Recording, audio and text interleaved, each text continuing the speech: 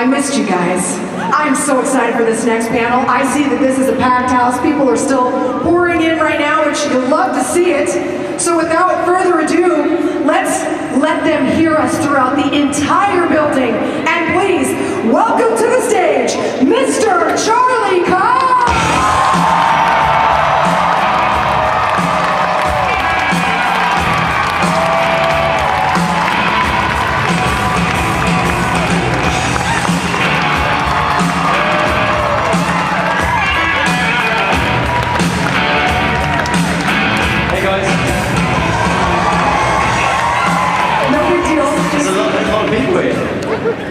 That's so cool.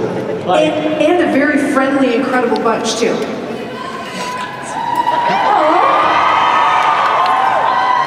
How many Comic-Cons do you think you've done over the years? a few. We're still trying to find the A-game. So my first one was when the show came out, like 2015. Probably 15 or 20, I guess. Yeah. I go clear back. I don't think I've been here before. Well, welcome. Let's hear it.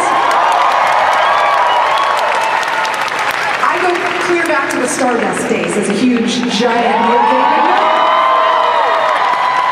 We're here for them, so let's get right out to the questions. Nice. We'll start right over here, Oh, cool. and they'll bring up the lights. What's your name? I'm Jeff. Oh, Jeff. It's Jeff. So Jeff is amazing. Hey, Jeff. Hi, Jeff. Hi, amazing Jeff. Hello, Charlie. My question to you is, how's it like playing a blind person in Daredevil? Yeah, thanks, Jeff. Yeah, I mean, it's a challenge for sure. It took a lot of work to kind of get it down and make sure what I was doing was authentic and stuff.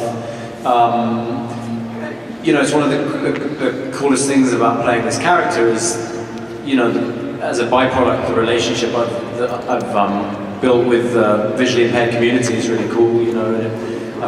From coming to places like here where people tell me how important the portrayal is because of I play a superhero who is visually impaired, has a physical disability. So that's been amazing. So yeah, thank you, Jack. Great question.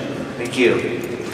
I have to ask about this though. You took the role very seriously, and you even did some training, and I think you got assaulted as a result of that by some woman in the street. What happened there? Yeah, I know what you're talking about. Yeah, so when I first got the job, I was working with this really amazing gentleman called Joe Strecce, who's visually impaired, and he was teaching me how to use a cane and how to do household chores and make a cup of tea and just but also I was filming him a lot because I was filming how he moved and what his eyes did and stuff. And one day I was filming him walking down the street in New York because I wanted to see him navigate traffic and pedestrians and stuff. And someone thought I didn't know him and I was filming him for fun or something. So she got really cross with me. and Joe didn't hear, so Joe just kept going and I was like, no, he's my friend. Let's go to a question over here. Hi, what's your name? My name's Megan. Hi, Megan. I just want to thank you, Charlie, for being my childhood crush from Stardust. And perhaps still your crush? Because we just watched it last night, and the entire time I was swooning. That's so cool. Thank you. I know a lot of people tend to ask questions about the production of the movie Stardust, but I want to ask what your favorite part of the story is.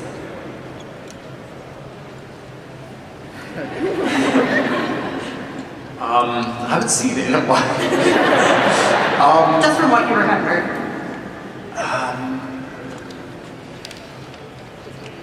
I think probably the stuff with Captain Shakespeare. Yes. It's really fun. I remember I think there's a scene where Claire Danes and I are on a cloud having an argument. And they got like a huge, bouncy castle, but they didn't put enough air in it. So if it's like deflated and you can't really, and so we had to stand on it, and there was a rain machine, and we then had to try and stand on this thing and say all the lines and be mad at each other. And there's just a really good memory. It was really fun and silly and all of that. It was awesome. Thank you. Thank you so much. Great Thanks, question. Megan. Thank you. Hi, what's your name? Hi, I'm Catherine. Hi, Catherine. I have to second what she said. Thank you for being my childhood crush from Stardust. And I wanted to ask you, so Matt Murdock is now joining the MCU, Daredevil's joining the MCU. Which characters from Marvel, it can be from the comics, it can be from the MCU, which characters do you most want Matt Murdock to interact with? All of them. Great question. I have to be really careful here because anything I say, when it's reported, it's reported like it's the word of God spoken, you know, and so I have to be careful. You know, look, I love all everything those guys have been doing, and there's a few characters that I would love to have some interaction with. A lot of them are obvious. But I have no idea if they have any of those plans for me or not. But I'm in the door now, at least. You know what I mean? Like I'm in the room, so so that's pretty cool. What would you choose? What would you choose? You could be the word of God in this situation. Okay. That's a good one. You get like 5 seconds. Spider-Man. I would like to see more Spider-Man. Yeah, cool. Especially now that Peter Parker is doesn't exist. I feel like he should have a lawyer to help him figure out some paperwork on being a non-existent entity. I think he needs a lawyer. I think it would be cool if I was the lawyer for all three of them. Yes, absolutely. Thank you. What are the tattoos of on your arm? Oh, they're just personal stuff. Personal stuff? No. my family, my children, and my wife, and things like that. That's awesome. Yeah. Question over here. What's your name? Hello, my name's Sarah. Hi, Sarah. Hello, I was just wondering how you feel about Foggy and Karen being in the show now. Oh, it's so cool, man. So cool. Yeah, it was pretty heartbreaking when they weren't around initially, and you know when we came back to filming and they had made some changes, which you guys obviously probably read about and stuff. You know, it was clear that Foggy and Karen are kind of the heartbeat of our show, and always were, and so it was really special to have them back. And yeah, huge shout out to both, to Deborah and to Eldon, you know. So I know there's been photos, there was some set photos that came out, so I know I can talk about it because it's on the internet. But it was really sweet to have some scenes together again. Thank you. Thank you. Question over here. What's your name? Hi, I'm Haley. Hi, Haley. I wanted to ask, what was the most challenging moment that you were doing while playing Daredevil? Oh wow. I mean, there's a lot of stuff that's physically challenging. You know, the fight scenes in general they can be really long and cold. You know, we typically always used to shoot on the rooftops in winter, you know, and it would get really cold. I think of that prison fight scene in 3 that was really hard. It was like three days of fighting and stuff. Yeah, and I mean, and then there's just there are a lot of scenes that when you read them, you know that they feel iconic, that the fans are going to really respond, and so that, you know, I feel a bit of pressure when those scenes present themselves. Like I have scenes with Vincent D'Onofrio and stuff, and I just know that these are the kind of moments that the fans are going to love, and so it's really important. I feel they feel more important than other scenes, maybe, you know. So thanks, great question.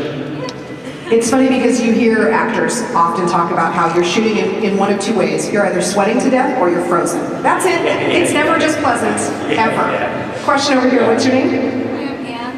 Hi. Hi. My question is, from a behind-the-scenes standpoint, how does working with Netflix compare to working with Disney? They're both awesome. because I do want to keep working for all companies. They are all amazing. I love it.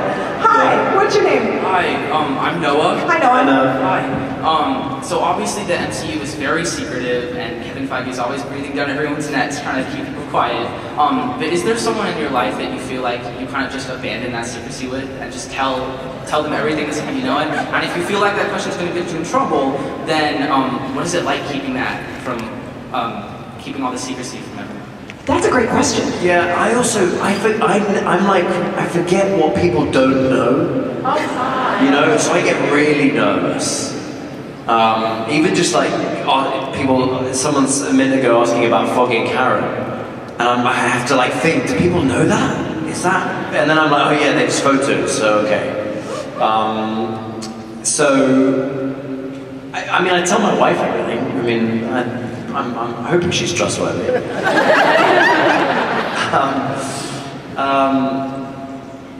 Yeah, it's more like I feel like sometimes I could be on the phone to someone in like an Uber, going some, you know what I mean? And then after I get out, I'm like, oh shit, I wonder if I should have spoken about that, you know? Some of you probably read this. I've told this story before, but when we were doing Spider-Man, you know, it was. My involvement in that was super, super secret, and I was only needed for one day, so it was like very possible to keep me secret. But because there was COVID at the time, I had to be in Atlanta, I had to quarantine for 2 weeks before I could shoot, and then I was done. But I'm friends with Andrew Garfield. I've known Andrew for years, and so I texted him and said, you know, do you want to have some lunch? And so neither of us really thought about it. We were just like, yeah, let's go and get some lunch. And so I picked him up and we went somewhere, and then we got to this restaurant, and both of us realized, like, oh shit, probably shouldn't be photographed in Atlanta together whilst they're shooting Spider-Man. You know what I mean? That's not a good look. And so we chose this table in this restaurant and had us both facing the wall. So, yeah, but I think we got away with it. Thank you so much. No, I love that question. I'm going to use that in some future panels. What an interesting thing. Out of curiosity, do you have the sense when people have recognized you, and what is that moment like when you just minding your business, having lunch, you're like, oh, I've been spotted, or how does that work for you? I don't notice it a lot, to be honest. I'm normally someone comes and says something, and that's when I know they've recognized me. Occasionally, like I'll be on the subway in New York, and I'll see someone trying to figure it out. That's fine. And there was one example where I was on the subway with this, and there was like a bunch of high school kids, like a bunch of them. And I was that would make me a little nervous, because that was like a lot of people. There was like 15 of them, and I could hear them talking. I mean, I don't know why they thought I couldn't hear it, but I could hear it. And like one of them was like, that's him, and I was like, no, it's not. And I was like, yeah, it is. And then they got their phone out, and it's like, I can't get cell reception, like all this kind of stuff. And then I got off, and one of the guys got off. Not because of me, I think it was his stop. But they had decided it wasn't me. And then, and so I got off, and then the door shut, and I just waved at them. and then I could see them like all freak out inside. And then the one guy he was out, so he was like, can I have a photo? And so as they were leaving, I was taking a selfie. I felt kind of bad, to be honest, but it's not my place to go, by the way, you're right, whoever said, you know, like, I don't, you know. That is a great story. Hi, what's your name? Question over here. Hi, my name is Caitlin, and I saw you in a little production called Betrayal on Broadway with Charlie Cox and Zoe Ashton. You all were phenomenal. Thank you. My first question is, would you ever consider going back to Broadway, and if so, what show? And I would also want to know a little bit more about the infamous Halloween costume switcheroo between you and Tom Hiddleston. Okay, so the first question, easy, yes. I don't know what show, but I'd love to. It's one of the reasons I live outside New York, is so that I can be close to the theatre. So when we did that Halloween thing,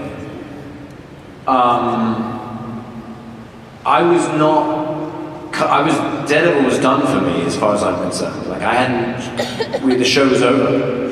And I knew Tom was doing another, that is sweet. I knew Tom was doing Loki again. But I was not, as far as I was aware, it was over, like Daredevil was over. And I was just kind of a bit,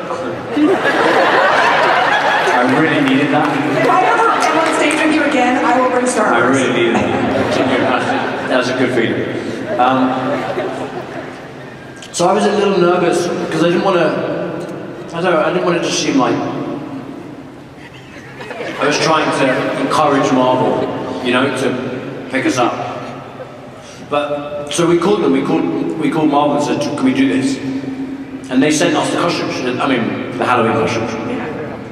And then Zowie decided to do it, and then Eddie did it as well. But what's cool about it is, it was me, Tom, and Zowie in these Marvel costumes. And now I am doing Daredevil again. And then Zowie was in Miss Marvel. It's so cool. Yeah. It's fun. So it might have been you might have inspired bringing Daredevil back. Maybe. Thank you, Caitlin. Hi, what's your name? Question over here. My name's Hannah. Hi, Hannah. The first movie I saw you was Theory of Everything. So what was it like working with a cast? Yeah, so that was such a fun film to shoot. It was so cool. And again, Eddie had been my friend for years, and we we worked together once, but we hadn't really had scenes together.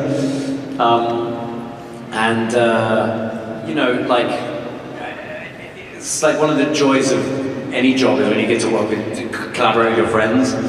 So we had a lot of fun on that. It was really sweet. It's such a beautiful film, and Eddie's performance and Felicity's as well. I mean, just really phenomenal. So I feel very proud to be part of that. It's also so different to Daredevil, that character. So it was kind of fun. Yeah. Thanks, Hannah. Thank you. So who are you close with in the actor sphere? Like, who do you pick up the phone and text or chat with? Well, Vincent's become one of my great friends. Ironically, we get on so well. So it's kind of fun when we have to then pretend that we hate each other. I mean, my best friends are not actors. They're my school, my childhood friends, obviously. But a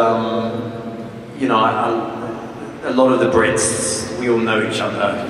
Eddie, I had lunch with Jamie Dornan the other day for the first time in a number of years, and I think the last time I saw him, I didn't have kids. So it's kind of cool. I've told this story a number of times, so sorry if I'm boring you. I do have a really cool photo of on Venice Beach in California. We were all in LA trying to get work, trying to get jobs. And we're all at the beach on a Tuesday because we don't have work. And we're all playing volleyball. And it's myself, Andrew Garfield, Eddie Redmayne, and Jamie Dornan. It's pretty cool. Yeah. That's a great photo. Is that like up on the wall, I hope, somewhere in your office? No, it's just on my computer. That's cool. But it pops up every now and again, and I see it and I think, wow, man, we've all been so lucky. We've really kind of... But I remember, what's cool about it is I remember when back then, when we were trying to get work and, worried, is this going to pan out? Because if you're trying to be an actor and it doesn't work out, you have to start again. So you can't really use that non-experience and take it into another field. You have to go and get qualification and have a different career. So it's very unsettling as a younger man, trying to get work and just having it feels so much luck involved, being in the right place at the right time. So it was a nerve-wracking experience, but I remember back then hearing stories about Ewan McGregor and Jude Law and a bunch of those guys, someone else I'm forgetting, similarly all lived together when they were young and trying to get work, and they shared apartments and stuff. And I remember knowing that and thinking, God, it'd be so cool if we can figure, we get work and stuff. And so it's really amazing. Did you ever come close to giving up? I don't think so. I always had there was always something possible. Yeah. There was always, there were months without work, and I waited tables and stuff, did all that stuff. But I don't, I don't think it ever went long enough for me to go like, oh, I really need to rethink this. Well, we're certainly glad. So, question over here. Hi, what's your name? Hello, my name's Dominic. Hey, Dominic. 3 questions. Nope. No. One. Sorry. All right. You already answered the one about Vincent that he's real close to. What did you dread most that you thought you would have to do to get into acting? I mean, how far do you think you would have to go, and what am I going to have to do to get in the door? What did you dread? Excellent. Single question. Excellent. Nothing sexual. What? Nothing sexual. No. What did you dread? Like, how hard is this going to be for me to get in the door, to get started? What was your dread? Like, man, what do I have to do to get? Wow, what a good question. This is a 57-year-old brain thinking there's a word. Yeah, I mean, you got a good one on you. Just auditioning is like, I mean, look, everything's relative, obviously. Did you think you were good enough? You just don't know. I mean, your day to day. To this day, you know, I wake up some days and think, yeah, I'm pretty good at this, and other days I wake up and I'm like, oh my god, this is awful. You know, I think that is the nature of being involved in some sort of art, which it fluctuates. You know, and I remember reading years ago an article, an interview with Christopher Walken, who's like one of my heroes, and him saying that he still to this day feels like the last job was his job he just finished was the last one, you know.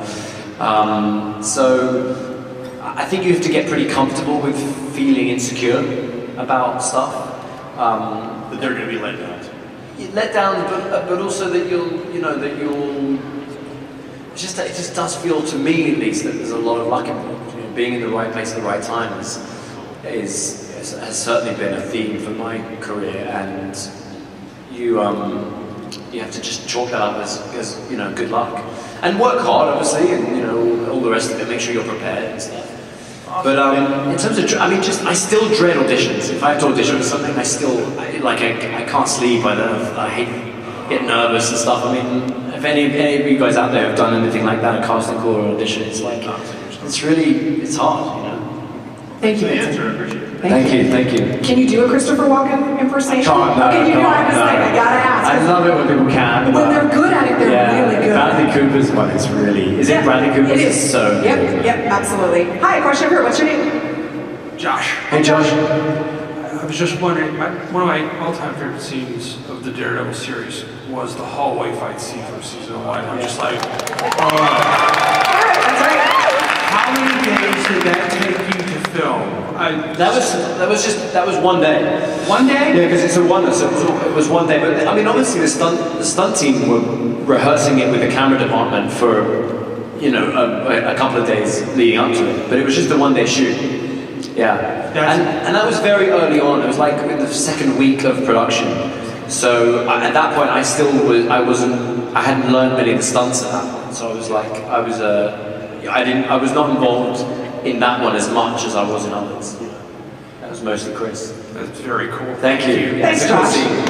See, we have all kinds of good questions here. I love this crowd. Hi, what's your name? Hi, I'm Evan.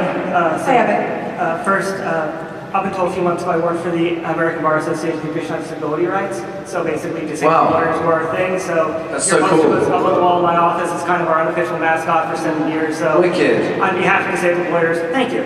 Thank you. So maybe this isn't the kind of thing that you think about at all, but I know one thing that I've always found really fascinating about the Daredevil character is he's both actively really disabled, he can't see, but also basically a superhero. He has abilities that make him exceptional in another direction, and for a lot of us in the disability community, that's a very familiar thing, where we're sort of, you know, exceptional in both strengths and weaknesses. So I'm wondering, is that something that you ever tried to reconcile with how you played the character? Like, it's something you thought about, or if you did think about it, how did that affect the way you played it? Yeah, it's a really great question.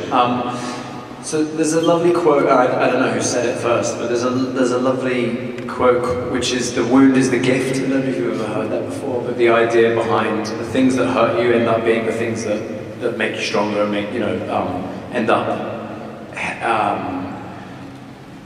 leading you or guiding you into the person you're supposed to be, I guess, or something like that.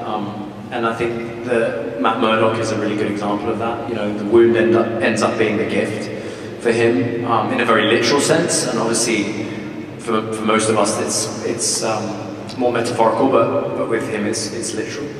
But I just think it's a really great idea, concept to consider when thinking about Matt, that not just literally what happened to him, but also it's how he lives his life. I think he sees problems as opportunities, you know, and he sees setbacks as redirections, maybe guidance from God or whatever. I've also found that to be really useful in my own life, and I think that when I can think that way, you know, you can, count your blessings rather than live in the disasters or whatever it is. You know, it's a vital part of life. It was Evan, right? Yes. Thank you. Great question. Thank you. The line that he said, I'm still ruminating on it, when he said exceptional in both strengths and weaknesses. Yeah. Thank you very much for your question. Thanks, Evan. Thank you very much. Yeah. Hi, what's your name? Hi, I'm Isabel. Hi, Isabel. I admire you so much as an actor, and I Thank think you. Daredevil is my favorite character. I was wondering, how do you think Matt Murdock is reflective of you, and how you influenced his character? What is he? What am I? What do we have in common? Do you mean? Yeah. So I'm not sure if this is going to answer your question, but this is what I'm thinking of. One thing I love about playing Matt Murdock is he's so unafraid to be completely honest with people. Like, he doesn't people please at all, which is not like me. I'm a total people pleaser. Like, really, like, can't, you know, like, don't want to hurt anyone's feelings ever. Whereas Matt is and I admire this about him. Like, he tells people the truth. He tells them exactly how he feels, and he's not afraid of them not liking it, what he has to say. And that's something that we have that's very different. But it means that when I'm acting him, I get to enjoy that. You know, I get to enjoy what it would feel like to be someone who, and I don't mean it in an offensive way, but I do think that it's really amazing to be around someone when they are that honest, that rigorously honest, and let you handle your feelings around what they say. So that's really fun to do that. Other ways that we're similar. I think I'm quite a positive person, I think, in general. You know, I tend to kind of really enjoy life. And I think Matt does as well. I mean, he's burdened, obviously. I mean, carries, rocks with him everywhere he goes. But has a positive outlook, and believes things will unfold into goodness. And I think I'm like that. Thanks. Nice Thank question. you. Hi, what's your name? Hi, I'm Mercury. I'm a big fan of the comics. I love collecting comics. I was wondering if there's any Daredevil comics that you have read that you really enjoy and would like to see adapted, or just inspired you on how you played Matt Murdock. So sorry. Yeah, great. I mean, so many. I reference the Bendis Mini stuff all the time. That was the stuff that really got me to understand the show we were making when I read that stuff. We have Jeff Loeb here today, and the stuff he did with Tim Sale, The Daredevil Yellow. I just think I think about that all the time when I have scenes with Deborah, Karen Page, because I think that it captured the essence of their relationship so beautifully. I really like the in terms of, I think I get a bit confused because it's been a while, but I think there's a period in the Brubaker Lark stuff where I think what happens is Matt gets himself arrested so that he goes to jail so that he can get to Fisk. Something like that. I can't remember exactly what the story is, but I remember that period where they're both in jail. And I just always thought that would be a really cool storyline to mess with, you know. Thank you, great question, I really appreciate it. Brian Michael Bendis is from my hometown of Oregon, and he is someone Portland. I would absolutely stop him on the subway and be like, let's have a photo, please. That'd be so cool. He's a hero, right? He is a hero. Yeah, and I know Alex Believe really well. Yeah, so I see him a lot at my gym, actually. Oh, really? Yeah. Okay. Hi, what's your name? Hi, I'm Peter. Hi, Peter. Me and my siblings and girlfriend like watching Daredevil a lot, and there's a lot of scenes where Matt's at the church and has conversations with different people about his faith, and I was just wondering, did you have to learn any theology or any background on that before going into the role, preparing for the role? Well, I grew up a Catholic, and I'm not a very good one anymore. But you know that has obviously influenced a lot of my life, you know, and I've always been quite moved by a lot of things that have come from my religion, including things like, you know, the spaces themselves, churches, cathedrals and stuff, very architecturally at least, and etc. are very moving. So that stuff was all kind of, I had it, you know, I knew all the prayers, you know, I knew a lot of the etiquette, you know, and I'd done a ton of confessionals in my life and stuff like that. So kind of that wasn't. That stuff was quite familiar to me, and it was nice that when I was preparing for this role, there were so many things about Matt that I had no idea about. Like, I didn't know anything about the law. I'm not American. I'd never done any martial arts. I'm not visually impaired. You know, I mean, it was so many things I had to right, I better work on that. But at least the Catholicism was like, okay, I got that. That I understand.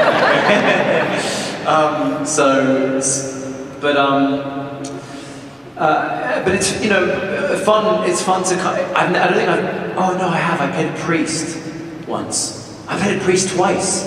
Wow, maybe there's something very pious about me. I just realised that. You know, I played quite a few. I think I played a priest 3 times. Oh, I'm just putting this together right now. Maybe, do you want me to look it up? Yeah. I think maybe someone's trying to send me a message. Maybe it's God. He's like, dude. That's cool. All right, thank you. Thank you. And for Isabel, I think you can add that to the list when they were trying to decide what characteristics maybe you shared. Because I can, growing up also Catholic myself and no longer practicing, I can still smell Christmas and Easter. The frankincense and myrrh, right? It's an immediate reaction. Hi, what's your name? Hi, my name is Tony Ann. Hi, Tony Ann. I was wondering, since there have been other people that have played Matt Murdock in Daredevil, is there something that you wanted to bring to the character to make yourself distinct, like this is Charlie Cox's Matt Murdock? No, I don't really think that way. I didn't look at it and go, right, how do I make this different? Mm-hmm. I just wanted it to be authentic. When I started reading the comics, it was really clear to me that Matt Murdock is very different depending on which decade you're reading and who's writing it. Right. You know, you could make the argument that there's a Daredevil that was more Stan Lee, which is very different to Joe Quesada, who obviously drew him, but it's very different to Brian Michael Bendis, you know, and Frank Miller, obviously. So I read the scripts and I dived into the comics and I kind of figured out quite quickly which Daredevil we were going for. I remember thinking this concept of the man without fear was an interesting one because it's such an iconic phrase and notion. But I also, I was nervous to play someone who doesn't feel fear because I just don't think that's interesting. And what I like about Matt Murdock is he's so human. You know, unlike many superheroes, he is, you know, he's not invincible. He can be hurt quite badly, quite easily. And the show really leaned into that a lot. So I wanted to play someone the man who had a lot of fear, but he was willing and able to fight, punch through, you know, and face the fear. It's like he does both simultaneously. So it's almost like society labels him as the man without fear because they see what he does and go, wow, he's fearless. But the truth is, he's not. he's just incredibly courageous, and despite the fear, will do it anyway. Right. Which I just feel like it's more human, you know. Definitely. Great question. Thank you. Hi, what's your name? Hey, Mark. Yeah, my question is, so I just got finished watching the Defender series, and Matt's relationship with Elektra is really rocky, especially at the end whenever she... Really rocky? Yeah. So how do you feel about the differences between Matt and Elektra and Matt and Jen? And who? And Jennifer. And Jen Walters? Yes, and She-Hulk. Because they kind of had a few situations though. I was just saying, I'm just thinking, wow, Matt picks them, doesn't he? Right. I mean, there's some complicated characters in that. Like, do you feel like because Jen is more understanding of his lawyer and then his superhero life versus Elektra just being in that dark place with him all the time? How do you feel about that? Did you know that's what I was looking for? I've done it once or twice. Okay, really good question. Tough. What I really liked about how they wrote in our show, how they wrote the Matt and Elektra stuff, was I just felt it really encapsulated like your college crazy girlfriend, and even when you get older and you look back on that time and you're like, wow, that was nuts. When they show up, there's still a part of you that's like, let's do it again. You know? There's still that kind of like addiction to that, the craziness. Just me, no one else. So, and I thought the writers of season 2 Daredevil just nailed it with that. Marco Ramirez and Doug Petrie. So the Jen Walters stuff is kind of like we haven't really got a chance to explore it much. Hopefully, maybe one day we'll get an opportunity to do more stuff together, because I absolutely loved working with Tatiana. She's an incredible actor. But that just felt like a fling outside of your zip code. Is that how you say it? You know? I felt like when I was thinking about doing that show, I was like wondering, like, well, Matt typically is more like, he's more heavy and like burdened and like doesn't really go on vacation. You know what I mean? He's not that guy. But I was thinking it's like kind of one of those things where he's in New York, he's in the grind. It's like he's trying to like solve crime by himself, but then he has to go to LA, and while he's in LA, he's like, this is fun, and he kind of just like has a good time. So that's how I saw it. But you know, we did the walk of shame. You guys know what I'm talking about. It's so funny. It really divides people, because some people loved it and thought it was really funny and very Daredevil and very enjoyable, and other people get really cross about it. You know. It's really funny. Yeah. It's polarizing. Yeah. We have time for one, maybe 2 more questions. Hi, what's your name? Hi, I'm Jacob. Hi, Jacob. So out of the many costumes that Daredevil has worn, from the black ninja suit in season 1 to the classic red armored suit, or just throwing Jessica Jones' scarf on your face in the Defenders, what has been your favorite suit and why? When I need to pee, the vigilante costume is so fun and easy. So there was a lot of season 3 where I was wearing the vigilante costume, and Wilson Bethel, who's here today, who plays Poindexter, where he was wearing the Daredevil costume. And it felt so good to be not wearing that and getting to see someone else like, you know. But you know, you can't escape the fact that when I get into my room in the morning or whatever, and the superhero suit is hanging on the thing there, it's like, you know, I'm still a little kid inside. You know, I look at it, I'm like, cool. You know. So it's pretty fun, and you know, again, I know I can say this because there's footage all over the internet now, but the new one's pretty cool. I like it. You will be our last question. Hi. Hi. My name's Electro. How's it going? Hi, Electro. I understand that Daredevil was a man without fear. My question for you is, do you think Daredevil would be a good member of the Green Lantern Corps? Oh man, I'd love for you to ask another question because I don't know anything about Green Lantern. I'm so sorry. My superhero knowledge really just extends to Daredevil. In that case, which music do you like to enjoy to listen to? Oh, that's a great question. Nicely done. That's a great. What music do I like, or what music does Matt like? It's very different. Oh God. Okay, so I'm a big fan of The National myself. I love The National.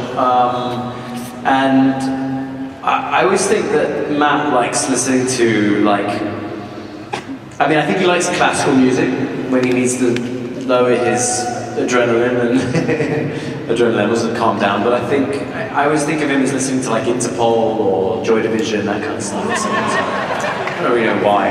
And then a little bit of Spice Girls. That's what's up, right?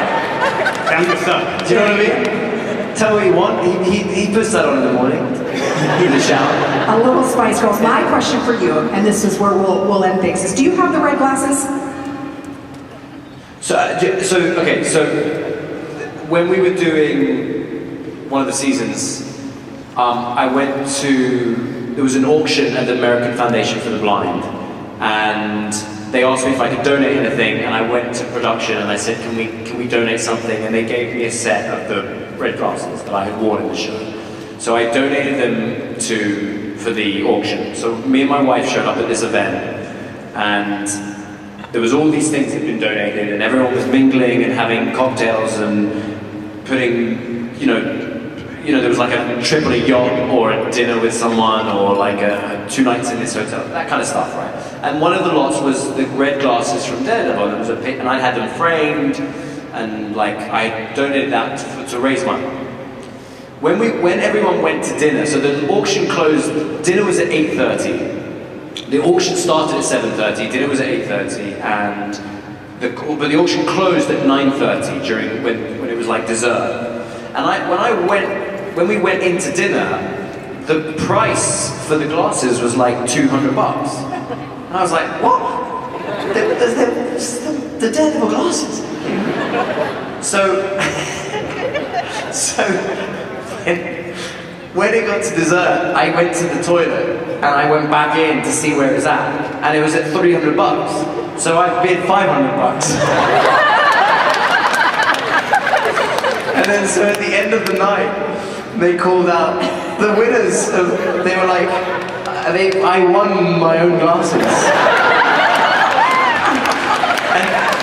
And it was funny because when I went to pay, the woman didn't figure out what was going on. She knew that I had donated them, and she was like, "Oh, it's okay. You don't have to give them to us now. We'll package them and send them." And I'm like, "No, I'm here to pay for them." She was like, "No, you don't have to pay for them." I was like, "No, you don't understand. I won them." And they're already at my house, so we don't have to package them to anyone. So yes, I do have a set of the glasses. I am glad we're here. Let's take a selfie, please, if we could. All right, solid. Give it up, everyone.